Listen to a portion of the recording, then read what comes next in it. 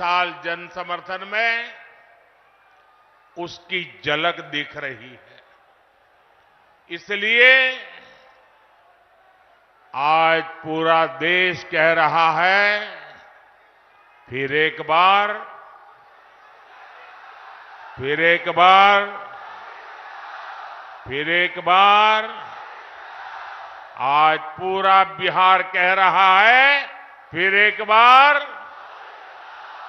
साथियों, आपको याद होगा, लाल किले से मैंने कहा था, यही समय है, सही समय है। भारत के इतिहास में कई शताब्दियों के इंतजार के बाद ये समय आया है। ये वो समय है जब हम मिलकर काम करें तो भारत विकसित हो सकता है। भारत अपनी गरीबी दूर कर सकता है। हमें इस मौके को गंवाना नहीं है और इसलिए 24 का ये चुनाव बहुत अहम हो गया है। बीते 10 वर्षों में बिहार के लोगों ने देश हित में लिए गए अनेक बड़े निर्णय देखे हैं। आज भारत में, बिहार में आधुनिक इंफ्रास्ट्रक्चर बन रहा है। आज बिहार में आधुनिक एक्सप्रेस वे बन रहे हैं। रेलवे स्टेशनों का आधुनिकीकरण हो रहा है। वंदे भारत जैसी ट्रेनें बढ़ रही हैं। डिजिटल क्रांति ने सरकार की सेवाओं को आपके मोबाइल में पहुंचा दिया है।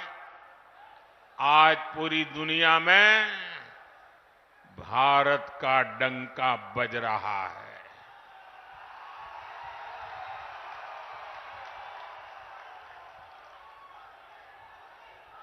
आप मेरी बात से सहमत हैं? भारत का डंका बज रहा है। यूरोप में डंका बज रहा है। ऑस्ट्रेलिया में डंका बज रहा है। न्यूजीलैंड में डंका बज रहा है। अफ्रीका में डंका बज रहा है। अमेरिका में डंका बज रहा है। कैसे? ये कैसे हो रहा है? कैसे हो रहा है? कैसे हो रहा है? आपने गलत जवाब दे दिया। ये मोदी के कारण नहीं हो रहा है। ये आपके एक वोट के कारण हो रहा है। आपके उस वोट की ताकत है जिसने देश को मजबूत सरकार दी और उसके कारण देश मजबूत कदम उठा रहा है। मुझे विश्वास है बिहार की ये महान धरती विकसित भारत के संकल्प को पूरा करने के लिए अपना भरपूर आशीर्वाद देगी। साथियों, मोदी देश से गरीबी खत्म करने के मिशन में जुटा है। मैं भी आप ही की तरह गरीबी को जीकर यहां आया हूं। मैं कभी भूल नहीं सकता कि 2014 के पहले देश में क्या स्थिति थी। करोड़ों देशवासी कच्चे घरों में रहने को मजबूर थे या बेघर थे। देश के गांवों में ज्यादातर लोग खुले में शौच जाने के लिए मजबूर थे। गरीबों के पास न गैस कनेक्शन था, न नल से जल आता था। गरीब का राशन बिचौलिए खा जाते थे। अस्पताल में इलाज के लिए गरीब को दर दर भटकना पड़ता था। साथियों, गरीब का बेटा मोदी गरीब का सेवक है। मैं जब तक देश के हर भाई बहन की गरीबी दूर नहीं कर लूंगा, चैन से नहीं बैठूंगा।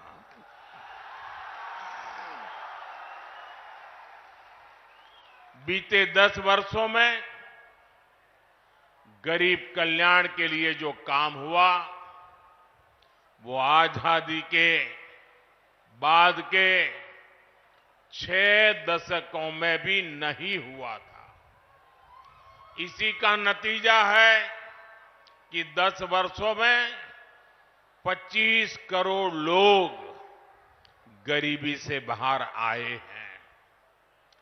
जब नीयत सही होती है, हौसले बुलंद होते हैं, तो नतीजे भी मिलते ही हैं। और साथियों, अगर मैं आपको ही पूछूंगा तो आप इस सरकार के अनगिनत काम बता देंगे। हर इलाके का लोग बोलेंगे, हां हमारे यहां ये हुआ। हर परिवार कहेगा, हां हमारे यहां ये हुआ। 10 साल में इतना काम, इतना तेजी से काम पहले कभी किसी ने कल्पना नहीं की थी। उतनी तेजी से आज काम हो रहा है। लेकिन भाइयों बहनों, आपको लगता होगा, साबित सर्वे वाले कहते हैं कि भाई इस बार तो 400 पार पक्का है। सारे अखबार वाले लिखते हैं 400 पार पक्का है। सब लोग कहता है कि भाई एनडीए का जय जयकार है। फिर लोग कहते हैं, अरे इतना सारा हो रहा है, मोदी इतनी मेहनत क्यों कर रहा है? भाइयों बहनों, चुनाव तो आपने जिताना तय कर लिया है। मैं तो मेहनत इसलिए करता हूं कि मुझे आपके दर्शन करने का सौभाग्य मिल जाता है। अपनों से मिलने का आनंद होता है। अपनों को मिलने से ऊर्जा मिलती है, अपनों को मिलने से प्रेरणा मिलती है। और इसलिए मैं आपके बीच आता रहता हूं। और भाइयों बहनों, इतने सारे काम हुए। कोई ये कहेगा, यार मोदी जी बहुत हो गया, इतिहास में नाम हो गया, अब तो आराम करो। मेरा उनको जवाब है, मोदी मौज करने के लिए नहीं पैदा हुआ है। मोदी मेहनत करने के लिए ही जन्मा है, और वो भी 140 करोड़ देशवासियों के लिए। अब तक बहुत हुआ है, बहुत किया है, लेकिन मोदी का मन तो यही कहता है कि ये तो अभी ट्रेलर है।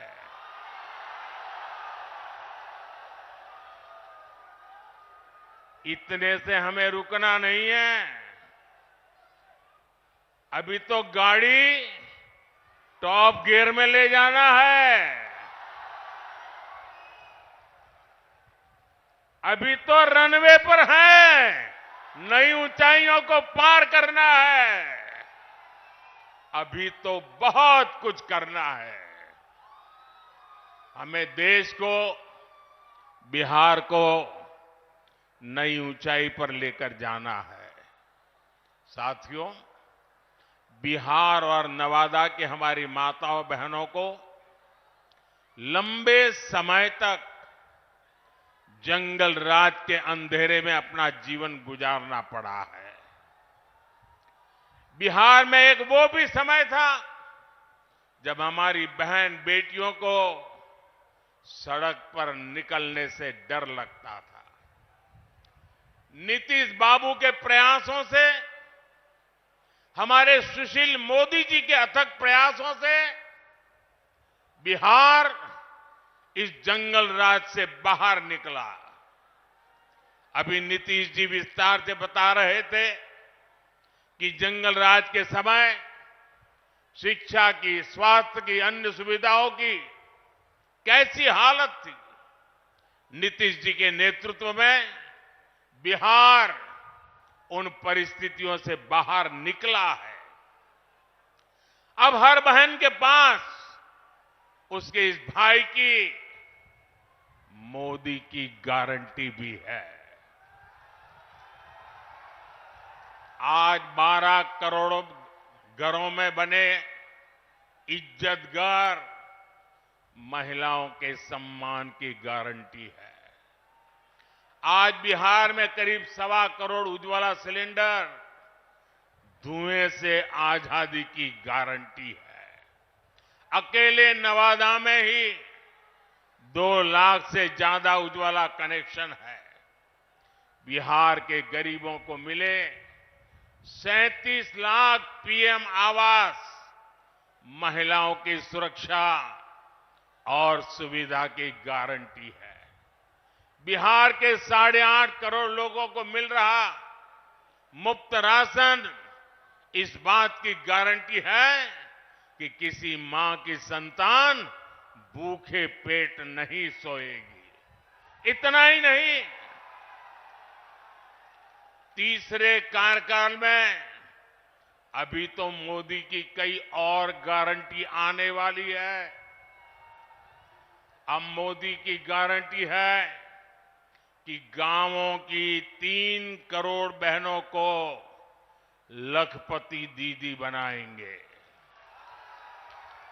अब मोदी की गारंटी गांव और गरीब परिवार की बहनों को ड्रोन पायलट बनाने की है। मोदी ने पीएम सूर्यघर मुफ्त बिजली योजना भी शुरू की है ताकि गरीबों का बिजली का बिल, मध्यम वर्ग का बिजली का बिल 0 हो जाए, शून्य हो जाए। लेकिन साथियों, मोदी की ये गारंटियां कांग्रेस, आरजेडी वाले, इंडी गठबंधन वालों को परेशान कर रही है। उनको पसंद नहीं आ रही है। इंडी गठबंधन के एक बहुत बड़े नेता ने कहा कि मोदी जी, आपको जो गारंटी देता है उस पर बैन लगना चाहिए। अरे इतने डर गए हो क्या? अरे मोदी की गारंटी से घबरा रहे हो क्या? ये लोग कहते हैं और कानून को जानकर कह रहे हैं कि मोदी का गारंटी देना ही गैर कानूनी है। मेरे देशवासी, आप इस देश के मालिक हैं। आप मुझे बताइए, क्या मोदी गैर कानूनी काम कर रहा है? क्या गारंटी देना गैर कानूनी है? क्या मैं मेरे देशवासियों को मेहनत करने की गारंटी देता हूं तो क्या मैं गुनाह करता हूं? मैं मेरे देशवासियों को यह कहूं कि मैं 24 घंटे काम करूंगा तो क्या ये गुनाह है? मोदी गारंटी देता है, उसको भी उन्होंने गुनाह बना दिया। अरे भाई, मोदी गारंटी इसलिए देता है क्योंकि उसके पास गारंटी पूरी करने का मादा है। मोदी गारंटी इसलिए देता है कि मोदी की नीयत साफ है। मोदी इसलिए गारंटी देता है क्योंकि वो गारंटी पूरी करने के लिए जी तोड़ मेहनत करता है। अहंकार में डूबे इंडी गठबंधन वालों को खुद को देश का परमानेंट शासक समझने वाले इंडी गठबंधन वालों को ये समझ नहीं आएगा। साथियों, चुनाव में झूठ बोलना, झूठ बोलकर वोट लेना इंडी गठबंधन वालों की पहचान यही है। इसलिए ये मोदी की गारंटी उसे भी रोकना चाहते हैं। ये भूल रहे हैं कि मोदी की गारंटी यानी गारंटी पूरा होने की गारंटी।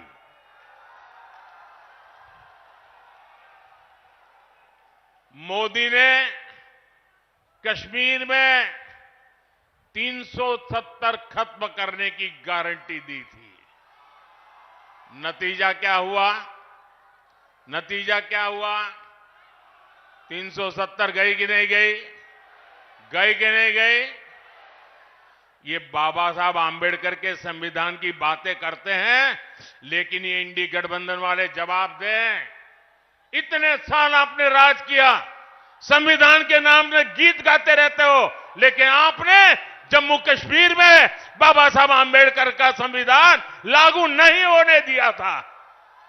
ये मोदी है जो बाबा साहब आंबेडकर के संविधान को जम्मू कश्मीर की धरती पर भी ले गया, इतने सालों के बाद ले गया।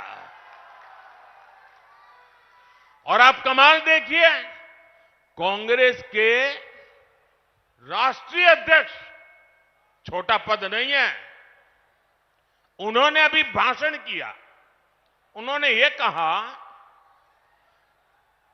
और वो कहीं शायद राजस्थान में बोल रहे थे, उन्होंने कहा कि भाई ये राजस्थान में आकर के 370 का क्या लेना देना, मोदी यहां आकर के 370 की बात क्यों करता है। ये सुनकर के मुझे बहुत शर्म आई। दोस्तों, क्या जम्मू कश्मीर हमारा है कि नहीं है? जम्मू कश्मीर हमारा है कि नहीं है? कांग्रेस समझ ले, सुन ले, इसी कश्मीर की रक्षा के लिए मेरे बिहार के अनेक नौजवानों ने मातृभूमि के लिए सबसे बड़ा बलिदान दिया है। कितने ही वीर जवान तिरंगे में लपट करके लौटे हैं कश्मीर को बचाने के लिए। आप ये कहते हो राजस्थान की धरती पर भी इतने ही वीर परिवार हैं जिनके बेटे मातृभूमि में कश्मीर की रक्षा करने के लिए शहीद होकर के लौटे हैं। आप ये कह रहे हैं कि हिंदुस्तान के उस कोने को क्या लेना देना, उस कोने को क्या लेना देना। ये टुकड़े टुकड़े करने वाली गैंग का प्रताप है कि ये लोग ये भाषा बोलने लगे हैं। क्या ऐसी भाषा बोलने वालों को माफ किया जा सकता है? क्या शहीदों का अपमान सहन किया जा सकता है? भाइयों बहनों, मोदी ने 3 तलाक को खत्म करने की गारंटी दी थी। नतीजा क्या हुआ? 3 तलाक जैसी महिला विरोधी कुप्रथा खत्म हो गई। मोदी ने भारत को आंख दिखाने वालों को सबक सिखाने की गारंटी दी थी। नतीजा, जो भारत को आंख दिखाते थे अब वो आटे के लिए भटक रहे हैं। मोदी ने गारंटी दी थी कि अयोध्या में रामलला का भव्य मंदिर बनेगा। आज अयोध्या में भव्य राम मंदिर का शिखर आसमान छू रहा है, जो 500 वर्षों में नहीं हो पाया। जिस राम मंदिर के निर्माण को रोकने की कांग्रेस और आरजेडी ने बरसों तक कोशिश की, वो राम मंदिर बनकर तैयार हो गया। और ये देखिए, चलो भाई, देशवासियों ने चंदा दिया, 1 रुपया, 5 रुपया, 500 रुपया, 1000 रुपया, देशवासियों के पैसे से राम मंदिर बना है। सरकारी तिजोरी से राम मंदिर नहीं बना है, देशवासियों ने बनाया है। इनकी क्या दुश्मनी है इस देश के लोगों से, इनकी क्या दुश्मनी है प्रभु राम से, इनकी क्या दुश्मनी है अयोध्या से, उनकी क्या दुश्मनी है हमारी विरासत से कि राम मंदिर बन गया तो बोले हम उसके प्राण प्रतिष्ठा में नहीं जाएंगे, विरोध किया। क्या ये शोभा देता है क्या? शोभा देता है क्या? इतना ही नहीं, इनके मन में इतना जहर भरा है कि उनकी पार्टी के कुछ लोग राम मंदिर प्राण प्रतिष्ठा में आ गए तो उनको 6 साल के लिए पार्टी से निकाल दिया। जरा रामनवमी आ रही है, ये पाप करने वालों को भूलना मत भाइयों बहनों, भूलना मत। और इसलिए ये भी जानते हैं कि अगर मोदी की गारंटी ऐसे ही चलती रही तो इनकी वोट बैंक की दुकान ही बंद हो जाएगी।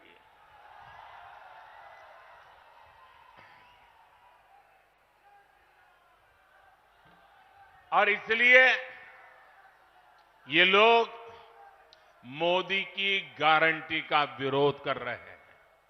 साथियों, इंडी गठबंधन के पास न विजन है न विश्वसनीयता है। दिल्ली में जो लोग एक साथ खड़े होते हैं, अलग अलग राज्यों में वही एक दूसरे को गाली देते हैं। यहां बिहार में तो गजब हाल चल रहा है। यहां इंडी गठबंधन एक उम्मीदवार खड़ा करता है तो दूसरा नेता कहता है कि असली उम्मीदवार वो है। यहां आपस में ही सिर फुटबल मची है। ये मजबूरी में साथ आए लोग हैं और इनकी मजबूरी का एक ही नाम है सत्ता का स्वार्थ। इंडी गठबंधन यानी भ्रष्टाचारियों का ठिकाना। इंडी गठबंधन यानी देश विरोधी नफरती ताकतों का ठिकाना। आप इनके बयान देख लीजिए। इंडी गठबंधन वाले सनातन धर्म को समाप्त करने की बात करते हैं। इंडी गठबंधन वाले भारत के एक और विभाजन करने की बात करते हैं। कांग्रेस पार्टी के नेता खुलेआम बयान दे रहे हैं कि वो दक्षिण भारत को अलग कर देंगे। 2 दिन पहले कांग्रेस ने जो अपना घोषणा पत्र जारी किया है उसमें भी मुस्लिम लीग के विचारों की छाप है। कांग्रेस ने घोषणा पत्र नहीं, तुष्टीकरण पत्र जारी किया है। साथियों, पूरे देश में चुनाव की हलचल बढ़ रही है, लेकिन ऐसा चुनाव है जिसमें विपक्ष के लोग गठबंधन बनाकर भ्रष्टाचारियों को छुड़ाने की रैली तो कर रहे हैं। और हालत देखिए, 2 खेमे, दोनों के विचार देख लीजिए। मैं कहता हूं भ्रष्टाचार हटाओ, वो कहते हैं भ्रष्टाचारी बचाओ। आप मुझे बताइए, देश तोड़ने की बात करने वाले भ्रष्टाचारियों का समर्थन करवाने वाले सनातन धर्म को खात्मे की बात करने वाले इन लोगों को बिहार माफ करेगा क्या? बिहार माफ करेगा क्या? कांग्रेस, आरजेडी आपका एक भी वोट पाने के हकदार नहीं है। इन लोगों को सत्ता और भ्रष्टाचार की लत लग चुकी है। सत्ता से दूर जाते ही ऐसे छटपटाने लगते हैं जैसे मछली को पानी से बाहर निकाल दिया गया हो। इसलिए इन्हें सत्ता से दूर रखना बहुत जरूरी है। साथियों, मुझे कल दिल्ली में कुछ लोग बता रहे थे, क्योंकि मैं देख रहा हूं कि ये इंडी गठबंधन इस चुनाव के मैदान में कहीं नजर नहीं आ रहा, उनके नेता नहीं आ रहे हैं। तो मैंने जरा पूछताछ की। मैंने कहा, भाई मामला क्या है? ठंडे पड़े हो? वैसे उनके एक नेता ने बयान भी कर दिया कि हमारे लोग बहुत सुस्त है, ठंडे हैं, कुछ करना नहीं चाहते। तो उन्होंने कहा कि इंडी गठबंधन की वरिष्ठ नेतागिरी में पिछले 15 दिन से बहुत तूफान चल रहा है। तो मैंने कहा, क्या तूफान चल रहा है भाई? बोले उनके एक नेता ने हट पकड़ करके बैठे हैं कि जब तक इंडी गठबंधन उन्हें प्रधानमंत्री का उम्मीदवार घोषित नहीं करेगा, वो एक भी चुनाव प्रचार में नहीं जाएंगे। अब ये हाल है उनका, वो बता नहीं पा रहे हैं उनका नेता कौन है, और वो अंदर अंदर लड़ रहे हैं। और इंडी गठबंधन वाले कहते हैं कि भाई अभी नहीं, चुनाव नतीजा आने के बाद तय करेंगे। अब वो अड़ करके बैठ गए हैं और वो कहते हैं जब तक मुझे नेता घोषित नहीं करोगे मैं कोई रैली करने वाला नहीं हूं। अब ये समझा रहे हैं, पता नहीं समझ जाए नहीं समझ जाए, लेकिन ये हाल है उनका। साथियों, मैंने हमेशा कहा है 140 करोड़ देशवासी मेरा परिवार है, और ये सिर्फ शब्द नहीं है, मेरी भावना है। आपका सपना ही मेरा संकल्प है। नवादा के लोगों की आकांक्षाओं को पूरा करने के लिए भाजपा ने हमारे साथी मित्र विवेक ठाकुर जी को उम्मीदवार बनाया है। उनको दिया गया एक एक वोट मोदी को मजबूत करेगा। 19 अप्रैल को कमल छाप, उस पर दिया गया हर वोट विकसित भारत के संकल्प को मजबूत करेगा। आप यहां से जाकर नवादा के जन जन तक मेरा प्रणाम भी जरूर पहुंचाइएगा। मेरे साथ बोलिए, भारत माता की, भारत माता की। बहुत बहुत धन्यवाद। नरेंद्र मोदी जिंदाबाद, नरेंद्र मोदी जिंदाबाद। अब की बार, अब की बार, जय जय श्री राम।